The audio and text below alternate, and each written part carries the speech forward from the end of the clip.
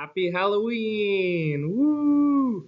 All right, I'll try to get this started already so that you can get to trick-or-treating or whatever fun stuff you have planned. Well, we're going to start talking about solving quadratic equations by graphing and factoring. Sounds scary, but it's really not. In fact, it's going to be super easy today because today we're just talking about solving it by a graph or a table. Tomorrow we'll start getting into factoring, and it's going to be factoring trinomials, so nothing that you don't know. So let's go ahead and take a look. So it starts off with asking us two definitions. Roots are the solutions of an equation.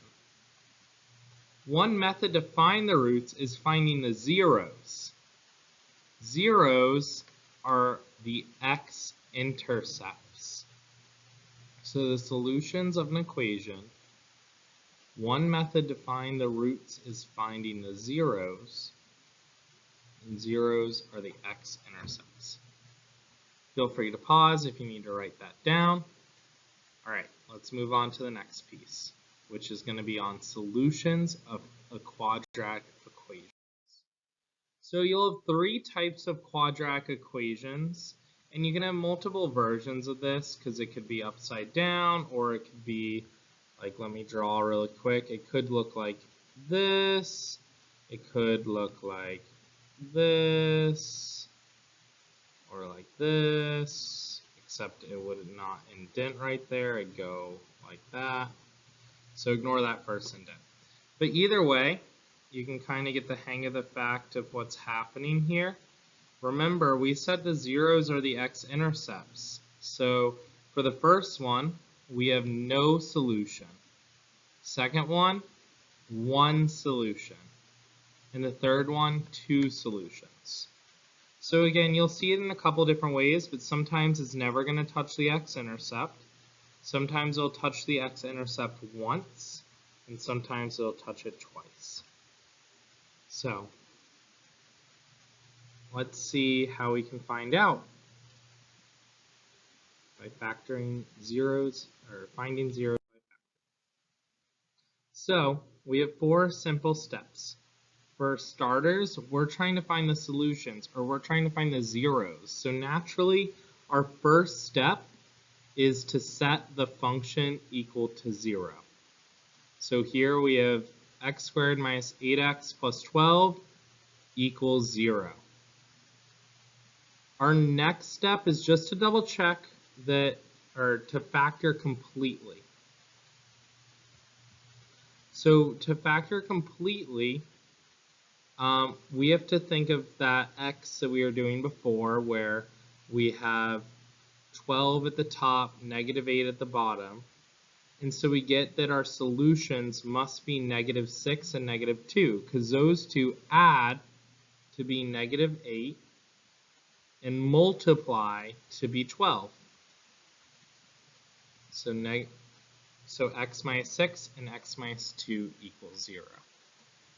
All right, now that we have that, we're just going to apply the zero product property rule. That sounds scary, but it's super simple. It just means that either this needs to multiply to be 0 or this needs to multiply to be 0. Because if this is 0, then the whole answer is going to be 0 because they're multiplying here. And then, or this could be 0, and that makes this whole thing 0. So we need to find out when x minus 6 is 0 or when x minus 2 equals 0. So our last step is to solve each equation. For the first one, we get 6, and second one, we get 2. You could also write it like this. Try not to write it like a coordinate point, because it's not an x and y, it's just an x value. So you can do it a couple different ways. Feel free to message me if this confuses you, but we'll move on to the next part, which is our first question.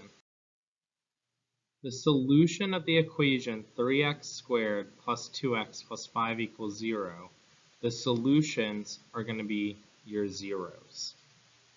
Now, I also wanted to say, for the sake of all the mathematics, please assume that all the questions are f of x, because I forgot to write f of x on a lot of these, but I wanted to rewrite all the equations to give you room to write, and this was the easiest way to do that without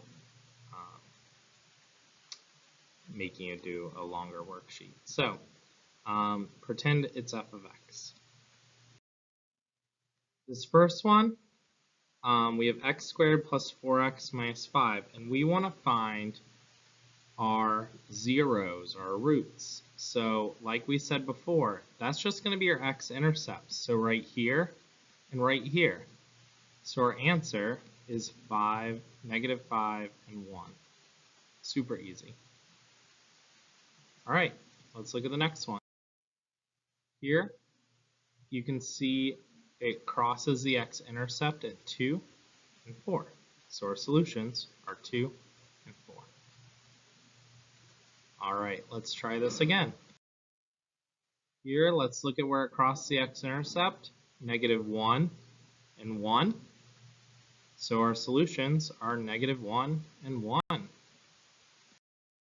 Last problem like this, you can tell they cross the line right here and right here.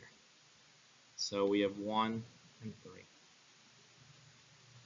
The next ones, we are not given a graph, but we can make a table to solve this too, or if you were given a table, I can show you how to solve it. So we are given this equation, and I'm giving you the x inputs for this table. So let's see what happens when we plug these in. So we have negative 3 squared plus negative 3 minus 6. So all I did was plug in negative 3. And then I get 9 minus 3 minus 6. And that gives me 6 minus 6, which guess what? Boom, 0. That's going to be important for hopefully reasons that are already clicking. All right, let's try the same thing but with negative 2. So plug negative 2 into the equation. Negative 2 squared plus negative 2 minus 6. That's the same thing as 4 minus 2 minus 6, which is the same thing as 2 minus 6, which gives me negative 4. All right, now let's try plugging in negative 1. Negative 1 squared will be 1 minus 1 minus 6. We get 0 minus 6 or negative 6. Something similar happens when we plug in 0. We get 0 squared plus 0 minus 6 or just negative 6 because the rest is all 0. All right, you're going to notice a pattern from this point on. We plug in 1. We get 1 squared plus 1 minus 6. We get 1 plus 1 minus 6 or 2 minus 6, which gives us negative 4. So I think you're catching on to what's going to happen, but let's double check. Plug in 2 squared plus 2 minus 6. We get 4 plus 2 minus 6, or 6 minus 6, which gives us 0. That's right. Now you might be ahead of me already, but let's just do the last two because we're so close. 3 squared plus 3 minus 6, or 9 plus 3 minus 6. 9 plus 3, that gives me 12. Minus 6 gives me 6. Last one, just for the fun of it. 4 squared plus 4 minus 6, that's 16 plus 4 minus 6, or 20 minus 6, which is 14. So we have a lot of numbers here, but only 2 of them matter, which just happen to be in red. Negative 3 and 2. These are my zeros. So if you're given a table, or if you don't have a graph to graph it on, you can still find the zeros by making a table. There's also obviously a couple other ways that you'll see as we go through. But let's do one more together of the tables. This one's going to be a lot easier because it's just x squared minus 9. You can probably already guess what my zeros are going to be, but let's go ahead and plug some things in. So negative 3 squared, that gives us 9. 9 minus 9, boom, 0. And again, you might be ahead of me and can figure out the other one, but let's just quickly plug some things in to see what the table would look like. All right, negative 2 squared, that's 4. 4 minus 9, that gives us negative 5. Put that into the table. Plug in negative 1. Negative 1 squared is 1. 1 minus 9, negative 8. Put that in the table. Now let's look at 0. Super easy. Negative 9. Okay, now I think some of you might catch on what's about to happen. Plug in 1. 1 squared minus 9. We get negative 8. Plug in 2. 2 squared, 4. 4 minus 9 gives us negative 5. So guess what? We plug in 3. 3 squared, 9. 9 minus 9. Boom. There it is. The other 0. Let's plug in 4 for the fun of it. 4 squared, 16. 16 minus 9. That's a nice old 7. Woo! Guess what? That's all we are mostly doing today. So tomorrow, or we're gonna start on the next page, which we're just gonna involve factoring and do similar to what we did in the notes section. But hopefully I kept that nice and short, and I hope you all enjoy your Halloween. Ooh, happy Halloween!